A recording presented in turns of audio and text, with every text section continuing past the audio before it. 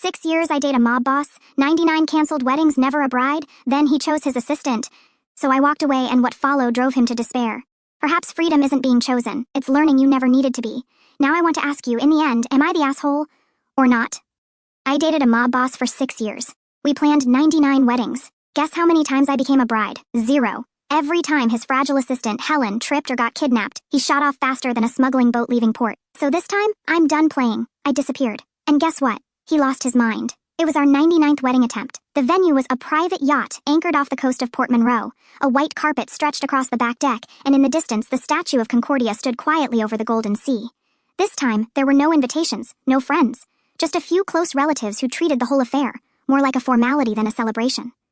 A few days before, I had been ambushed during a family meeting by one of Anthony's old rivals.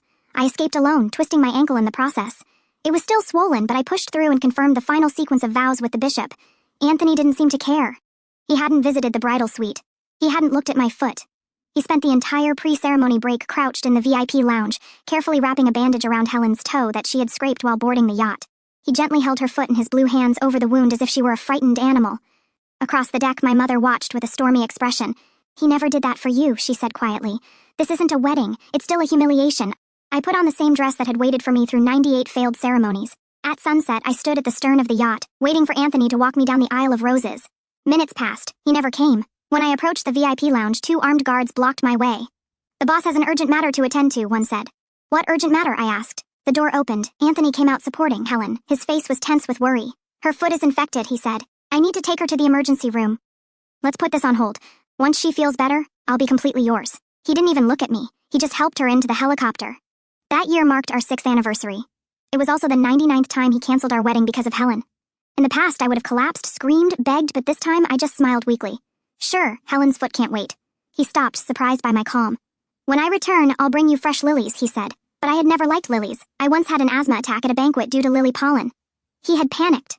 He had taken me to the hospital and promised me he would never forget. Apparently, even that didn't last 6 years. The helicopter rose into the sky, fluttering my veil and lifting rose petals from the deck. I turned to look at the guests. "The wedding is canceled," I announced. Then I raised the scissors in my hand and cut the dress I had worn 99 times. The white satin fell around me like a silent funeral. I looked at the empty sky where the helicopter had disappeared and whispered, "Anthony, 6 years of waiting ends here. Just like this dress." It wasn't until the end that my mother finally spoke. "Honey, come back with us to Valparaiso," she said. She had said it before, but this time it sounded different. Sitting on the edge of the yacht's deck, I looked up and found her hopeful eyes. The truth was that my father was the don of the largest mafia syndicate in Valparaiso. I had been raised in his inner circle, prepared to inherit the business someday. But when I went to college, I met Anthony. I left everything behind and followed him to Monroe, a city of greed and betrayal. Anthony came from nothing and hated anyone mentioning his past. I never told him the truth. To him, I was just a girl from a struggling neighborhood. For 6 years, I worked my way up in his syndicate from a simple position to a seat at the main table. People called us a lethal duo. Ruthless in business, unstoppable in love. I once thought I would tell him who I really was, but that moment never came. Now it no longer mattered. "I'll be back," I said. "Don't worry." She nodded.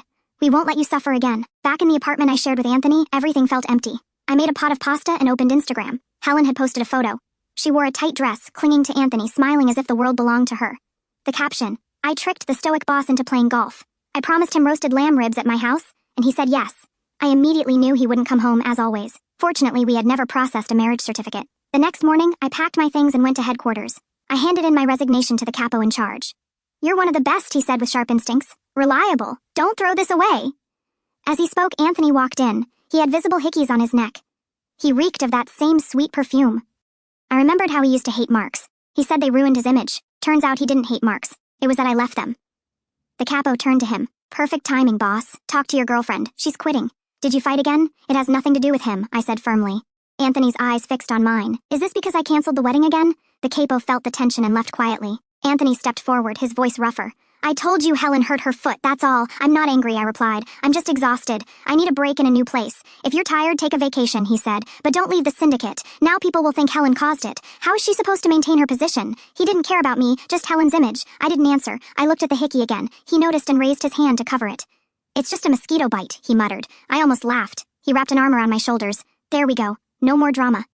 I'll take you to dinner at Purse. Let's make peace. Okay?" I said nothing. He mistook my silence for agreement. But I had already decided I wasn't going to say goodbye. I was leaving Belmont forever. "Anthony!" Helen burst in without knocking. "Oops," she laughed. I didn't mean to interrupt, I just need help with this deal. Anthony immediately turned to her. She approached, whispering, intertwining her arm with his. As they left, leaving the door open long enough for her to throw me a smug smile. The room fell silent. The bracelet on my wrist slipped. The one Anthony gave me on our first anniversary. Strong as diamonds, he had said. I stared at it for a long time, then I threw it in the trash along with everything I still felt for him. I left the city before dawn. No note, no message, no dramatic goodbye, just silence. The last thing I did was withdraw the funds from the safe behind the bookshelf. Not Anthony's money, mine. Every penny I had earned in the last 6 years. I had kept it separate for a reason I hadn't understood until now. Maybe I had always known I would need an escape. By 8 in the morning, I was gone. No one saw me leave. No guard questioned me in Monroe. Everyone assumes that if you walk like you belong, you do. I slipped into a discreet car with tinted windows and a trunk full of memories I never wanted to unpack again. The trip to Valparaiso took 5 hours. I didn't turn on the radio. The silence was enough. Along the road, green hills passed like waves, and with each mile between Anthony and me, I felt my lungs expand. For the first time in years, I could breathe. When I arrived at the complex, 2 guards dressed in black greeted me at the door. "Welcome home, Miss Isabella." It had been years since anyone called me that. Inside, the mansion was just as I remembered. Tall columns, dark mahogany windows reflecting both sunlight and secrets. My father was at the top of the stairs, flanked by advisors and lieutenants. His face remained indecipherable, but his eyes softened. The moment he saw me, it was time, he said simply. I climbed the stairs one slow step at a time. At the top, he extended his hand. I took it, and with that, I returned to the world I had abandoned. "Your room has been kept as it was," he said. "Although I imagine you won't rest much." He was right. I wasn't here to hide. That night, the heads of the 5 families gathered in the East Wing for a dinner in my honor. It wasn't a warm affair, it was a statement. She's back, and she's no longer just a mob girlfriend waiting for a broken promise. I wore black. No makeup, no jewelry, just the faintest trace of the scars that 6 years had left behind. They didn't ask questions. They didn't need to. In this world, silence is louder than betrayal. "Are you ready to reclaim your seat?" asked Don Victor, drinking from a crystal glass. I nodded. "Yes, but not just my seat. I want control of the Western docks, and I want total oversight of the Eastern Circuit." There was a pause. Sharp eyes turned to my father. He nodded with a single movement. Granted. No more shadows, no more sidelines. I was done being secondary to a man who never saw me. By morning, I was already in the field. Muddy boots, hands signing contracts, voice inspiring respect. The documents bowed to me once again, and whispers began. The Mafia princess is back. And this time, she's not smiling. Back in Monroe, Anthony noticed. It started with missed calls, then text messages. "Are you safe? Why didn't you tell me you were leaving, Isabella? This isn't like you." On the 3rd day, he sent someone to check my apartment. Of course, I was no longer there. All that remained was the empty closet and the lingering smell of betrayal. Then came the message I had been waiting for. "I miss you." I read it once. I deleted it. I didn't miss him. I missed who he pretended to be. Weeks passed. Valparaiso prospered. My circuits grew faster and cleaner. I restructured finances, eradicated 2 corrupt captains, and doubled profits in less than a month. At night, I stood by the window looking at the stars. I didn't cry, I didn't drink, I planned. Until one night, I received a gift, a small velvet box. No sender. Inside was a pair of diamond earrings I had once admired at a gala. A note underneath that said, "I remember." I left the box and smiled because it was working. Anthony never chased anyone he commanded, but now he was falling apart because he had finally done the one thing he never expected. I left first. 2 days later, a man arrived at the complex alone. "No weapons, just a sealed envelope for Isabella," he said, bowing. I opened it. Inside, an invitation handwritten with Anthony's signature at the bottom. Dinner. No guards, no excuses, just us. I showed it to my father. He frowned. "It could be a trap." "I know," I replied, "but I want him to think I'm still accessible." "Or you." I looked him in the eyes. "No, still, I accepted." I arrived at the restaurant 10 minutes late. Anthony was already there alone, true to his word. He stood when he saw me, his eyes scanning my face as if searching for a familiar detail that no longer existed. "You cut your hair?" he said. "Yes. Does it look good?" I didn't answer. We sat down. The table was set for 2. Candles flickered between us. A string quartet played in the background. He had reserved the entire place. "You disappeared. You left me." He sighed. I didn't know it had gone so far. It wasn't just Helen. I know. He leaned forward. 6 years, Isabella. We built everything together. You can't just leave like that. I didn't leave. I fled, and for good reason. I made mistakes. You made decisions over and over again. He lowered his gaze for the first time. He had no words. I sipped water. "Why did you call me here?" He hesitated.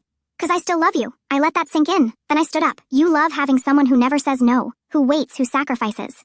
But that woman is gone. And in her place is someone who finally understands her worth. I placed a small silver coin on the table, the Valparaiso Syndicate shield. "I'm not going back to you, Anthony. I'm going to recover everything you thought I gave up, and I'm going to start with the eastern ports."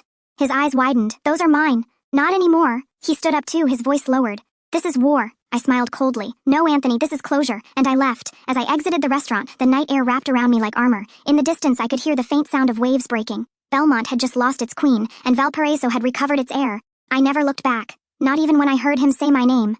Because this time I wasn't waiting. I was building an empire without him. 2 weeks after our final confrontation in Belmont, the first blow came. A pharmaceutical shipment bound for the eastern ports disappeared halfway through. No shots, no trace, just silence. It was too clean to be a random robbery. It was a message. Anthony had decided to fight. Good, because I was done shrinking. That morning I called an emergency meeting at the Valparaiso complex. The room filled quickly. Captains, enforcers, advisors, old allies, new faces. I stood at the head of the table, calm, controlled, lethal. We lost a shipment last night, I said. It was diverted by someone with high-level access. Belmont, someone murmured. I nodded. This isn't a guessing game. It was Anthony. He wants to test our response. The room tensed. Some looked uneasy. Anthony still had influence. He still inspired fear. He trained you, said Arthur, an old loyalist. He trained a version of me that no longer exists, I replied, and they believed me because I had changed. After the meeting, I went to the vault room and opened a drawer marked with a single name, Project Knox. Inside were documents, blueprints, surveillance records, plans. I had started them long ago when I first noticed Anthony's divided loyalty. I had never used them until now. I spread the files on the marble table and began moving the pieces. Anthony thought he was facing the woman who once waited for him at the docks and in Belmont Suites, but he was wrong. He was facing the daughter of a Don who had taught her to lead armies without raising a single weapon. Over the next 5 days, I secured the Eastern Circuit. I replaced the security system at all major ports. Personnel reassignment. Every guard who had accepted a bribe was fired. Every route was randomized. Then I made my move. A routine delivery to Port Monroe was altered. 2 hours late, different container numbers, diverted personnel. I knew Anthony would notice, and he did. When the decoy shipment arrived, his men hijacked it as expected, but instead of pharmaceuticals, the boxes contained concrete blocks and GPS trackers. The moment the shipment crossed the Monroe City line, I pressed a button on my phone. Dozens of text messages were activated to police contacts, journalists, rival gangs. I signed them anonymously, of course, but the fallout was like thunder. Word spread that Anthony's gang had been caught stealing worthless cargo. Videos were leaked showing his men struggling to unload blocks while sirens wailed in the background. It wasn't about the money. It was about humiliation. The next day he called me. Do you want a war, Isabella? You have it. Click. I didn't flinch. Instead, I organized a gala for the outside world. It was a celebration of Valparaiso's legacy. For those inside, it was a display of power. I wore a fitted black suit and walked through the ballroom with my head high. People looked at me in awe. The girl who was once in a man's shadow was now the storm. He couldn't contain a man who approached with a glass of wine. Miss Isabella, congratulations. The docks have never run so well. Thank you. He smiled. Some say you're provoking Anthony too much. That you should have left quietly. I sipped the wine and replied, if I had left quietly, I wouldn't be here to toast my victory. That night, under the crystal chandeliers, I felt no remorse because I had given Anthony everything and he had made me into this. A week later, I received another surprise. A package arrived with no return address. Inside was a red velvet box. I opened it cautiously.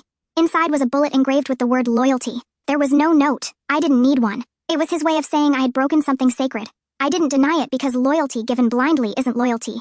It's slavery. And I had freed myself, but I knew what came next. He wouldn't just attack my business. He would go after people, and I had to be ready. So I visited the woman I had once ignored for years, Andrea, my cousin. We had grown up together, trained together, but she had always been secondary to me, eclipsed. I had left her behind when I followed Anthony to Monroe, but now I needed her. She opened the door in a simple blouse, holding a wrench. Isabella? I came to apologize. She blinked. For which part? The years of silence or the fact that you only show up when you need something? Both. She leaned against the doorframe, then stepped aside. Come in. We sat at her kitchen table, surrounded by scattered blueprints and tools. I need someone I trust, I said. Someone who remembers who I was before all this. And now that you've burned Belmont to the ground, you want me by your side? I want you with me before the fire spreads here. She studied my face for a long moment, then nodded. I'm in. We spent the next 3 nights assembling a team. All women, all overlooked by the old guard. Cunning, silent, lethal. We called them the discarded ones. Each had a story, a betrayal, a scar, and each had sworn never to be underestimated again. With them, I reclaimed 3 warehouses that Anthony's men had secretly controlled. I cut their surveillance systems, exposed their accountant for laundering funds through phantom charities, and every time I made a move, I left a single business card, 6 years, 99 weddings, no bride. He understood what it meant. It was personal. One night, I received another call. This time, it was from my mother. Your father wants to talk to you. I entered his study an hour later. He was by the fireplace, his hands clasped behind his back. You're becoming a force, he said, but you're also becoming a target. I know. You should end this before it becomes something you can't escape from. I don't plan to escape. He turned. Do you love him? I loved who he pretended to be. What if there's still a part of him that's real? Then he should have shown it before I became a weapon. There was a long silence. Then he said quietly, end it cleanly, Isabella. Don't become what you tried to destroy. I didn't answer because part of me already knew it was too late. Anthony had crossed lines that couldn't be undone, and I had built a machine that wouldn't stop until it ran out of fuel or enemies. 3 days later, I got news that Helen had left the country. Why? I asked. The informant shrugged. No one knows. Some say she broke under pressure. Others say Anthony sent her for her safety. I didn't believe either. Helen had always been a strategist. If she left, it was because she saw what was coming. And what was coming was something neither she nor Anthony could stop, because I had already written the final chapter. And in it, I didn't need to become a bride. I needed to become a legend. I received the photo at 3 a.m. No text, no caption, just the image. Anthony standing in front of the Valparaiso Palace of Justice in broad daylight, hands in pockets, unfazed, confident with a half smile on his face as if he owned the world. Below the photo, scribbled in ink, "Come home. We were better together." I stared at it for a long time. Then I turned off my phone. But the next day, he made his message louder. 3 of my lieutenants were arrested. During a routine inspection at the eastern docks, police found enough planted evidence to keep them locked up for months. I had seen that trick before. Anthony had taught it to me. He was getting bold, which meant he was getting desperate. Later that afternoon, Andrea burst into my office. She had a tablet in her hand. He made a public statement, she said. "Watch this." She played the video. Anthony was behind a podium, surrounded by fake charity banners and flashing cameras. His voice was calm, rehearsed. "I've always believed in second chances, in forgiveness. Some people build walls, others build bridges. I choose to build." He looked directly at the camera, and to the one person who taught me what loyalty meant. "I hope you come back. There's still time to stop this war before it burns everything we built." He had polished the story. He made himself look noble, repentant, as if I were the one destroying peace, as if I had started this. I almost admired the performance. Almost. Helen narrowed her eyes. "He's turning it around, making you the villain." "Let him," I said. "The real moves are already in motion." That night, I met with the logistics team. We tracked all of Anthony's shipments through Belmont's underground route. For years, he had smuggled weapons through a flour import business. It was brilliant until now. We intercepted one truck, then another, diverted them, took the cargo, sent the drivers back unharmed but shaken. I wanted Anthony to know I could have finished them but chose not to. He needed to understand that mercy isn't the same as weakness.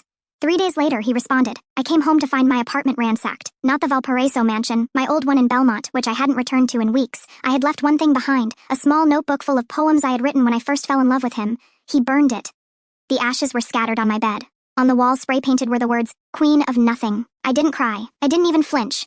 Instead, I sat among the ruins and wrote my final move. I called a meeting of all the heads of the Eastern syndicates. They arrived that night, each with their own guards, each curious and cautious. We met in the Great Hall, previously used for coronation dinners. This time it was war. "I propose a merger," I announced. "A new alliance. No more titles, no more thrones. A single syndicate built by all of us, led by vote, not by blood." There was a long silence. Then a rough voice from the back spoke. "And who proposed this? You?" I nodded. "Yes. Why do you want Anthony gone?" "No," I said calmly. "I want the game to change."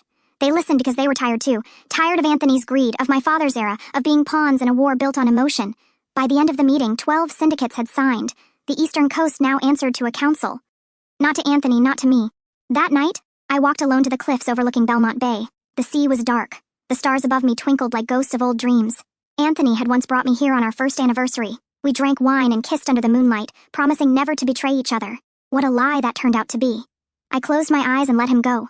The love, the hope, the pieces of me still tied to that memory. Then I turned around and left the past behind. Back in the city, Anthony was falling apart. His accountant fled to Greece. 2 of his captains defected. Helen was still missing, and rumors claimed she was selling secrets to the highest bidder. He stopped attending meetings. He stopped smiling. He stopped pretending. And then he sent one last message. A dinner invitation, not a trap, a peace offering. The card said, "One last dinner. No guards, no lies, just you and me." Andrea said it was foolish. My father said it was suicide. But I went anyway because I needed to see what remained. The place was familiar. A rooftop restaurant where he had once promised me the world with amuse-bouches and red wine. It hadn't changed, but we had. Anthony was sitting alone, drinking a glass of something amber. When he saw me, he stood up. His face was thinner, his eyes sunken. "You came. I wanted to see what you've become." He gestured to a chair. But she wasn't just using Anthony, she was being paid quarterly by someone else. "Who?" "Valley Investments." I froze. "That's Anthony's front." He shook his head. "It used to be 3 years ago. It was quietly expelled. Shares were sold. Silent investors. Ghost boards. Someone wanted control without visibility, and Helen was their infiltrator. I took the USB drive and left without saying a word. Back at a rundown motel on the outskirts of town, I plugged it into my laptop. Documents, transfers, meeting records. One name kept appearing, Luciano, a discreet financier known for financing political campaigns, art galleries, and private militias. He wasn't a mafia man. He was something worse, a power collector.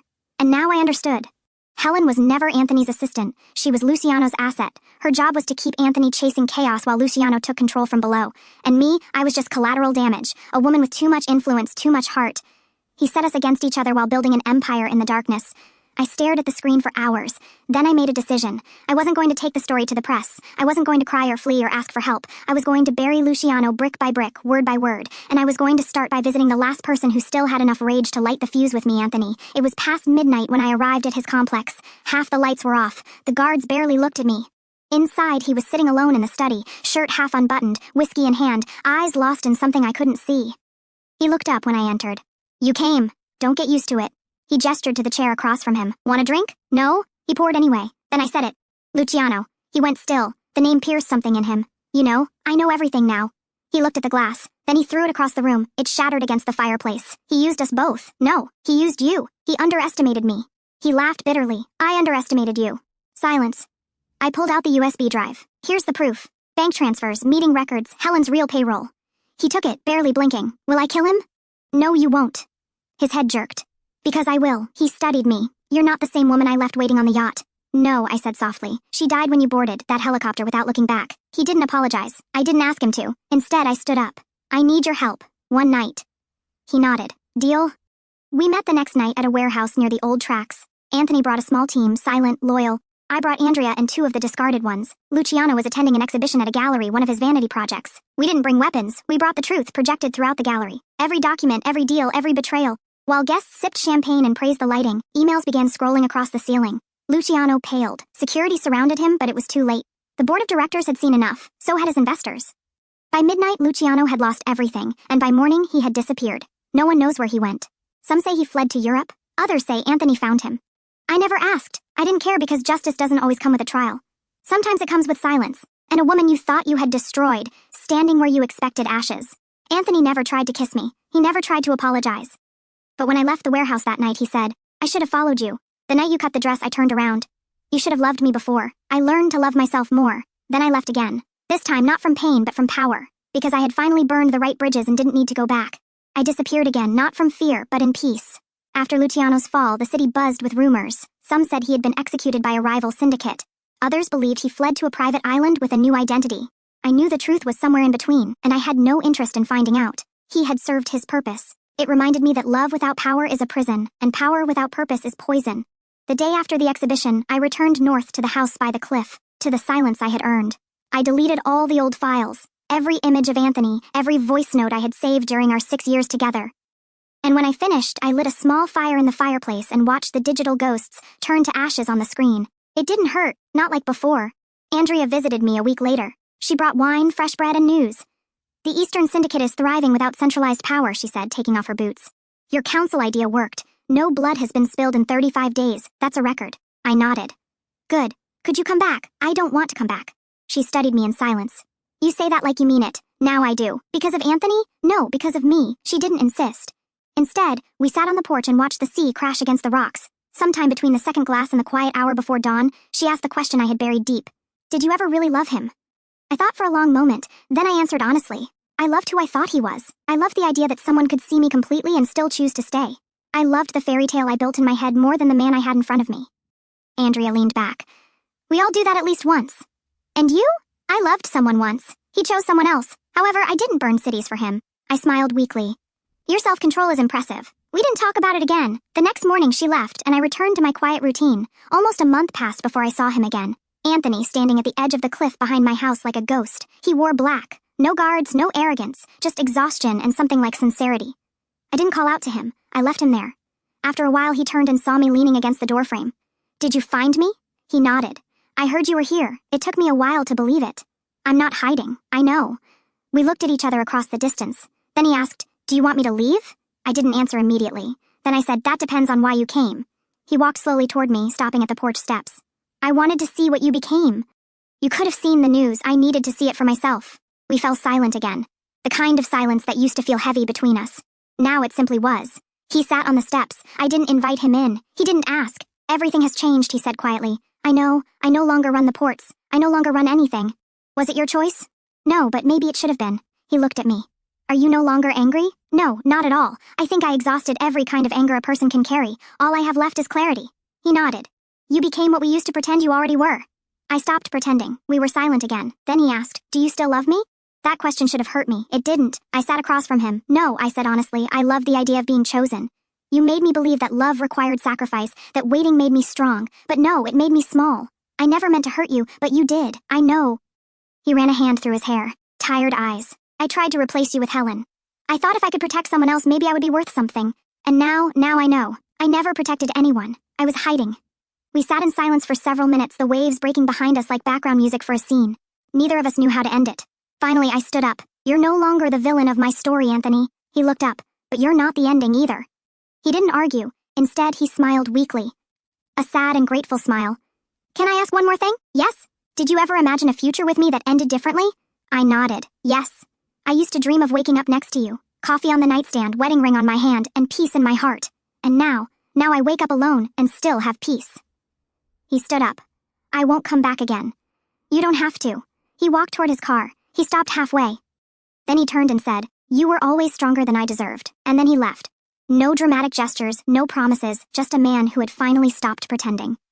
That night I stood on the cliff and let the wind whip my hair. There were no tears, no regrets. Just a truth that lingered in the sea air.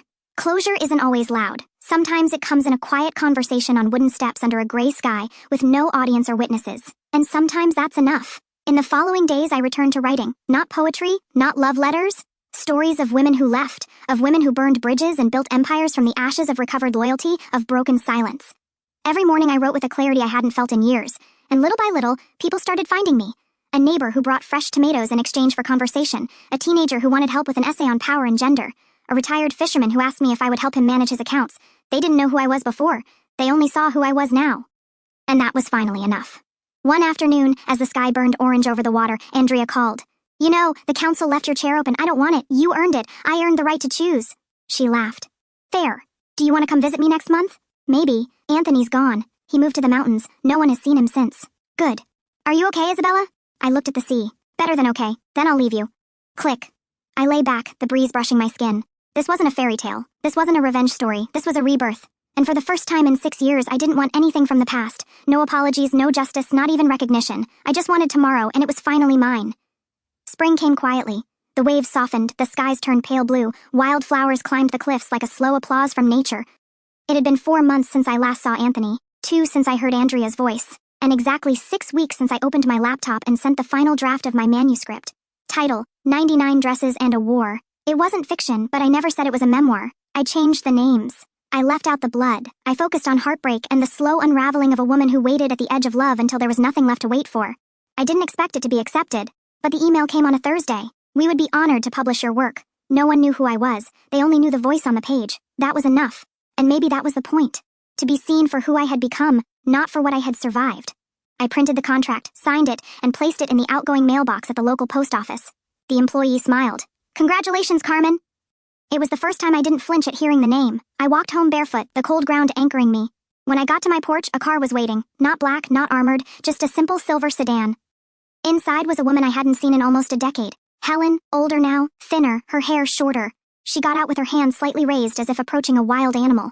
I thought you'd shoot me, she said. You're not worth a bullet. She smiled smugly. That's fair. I didn't invite her in.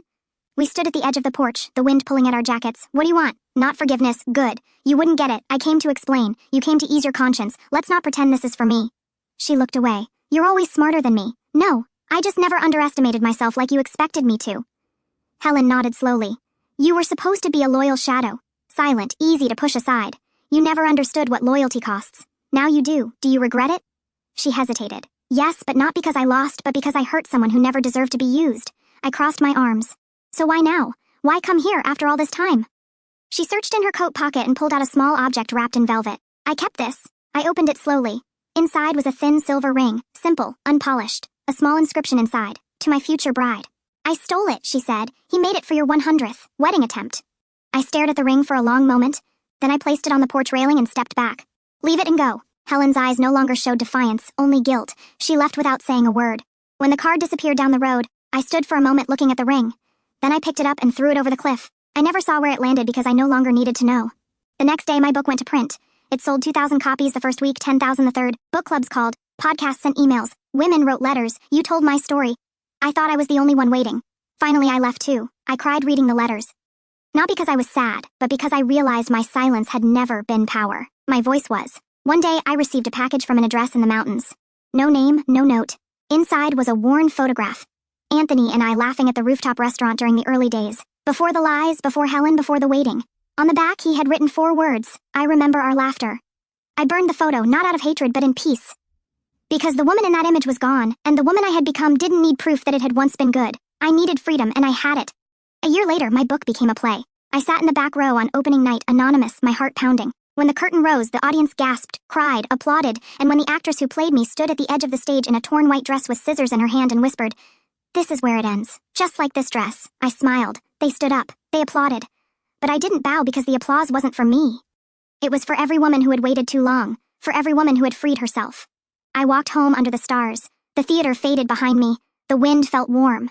And for the first time in years, I wasn't thinking about Anthony or Helen or betrayal. I was thinking about morning, about the smell of salt and coffee, of unwritten pages and untold stories of what comes after survival. Because this story didn't end in marriage, didn't end in revenge. It ended in recovery.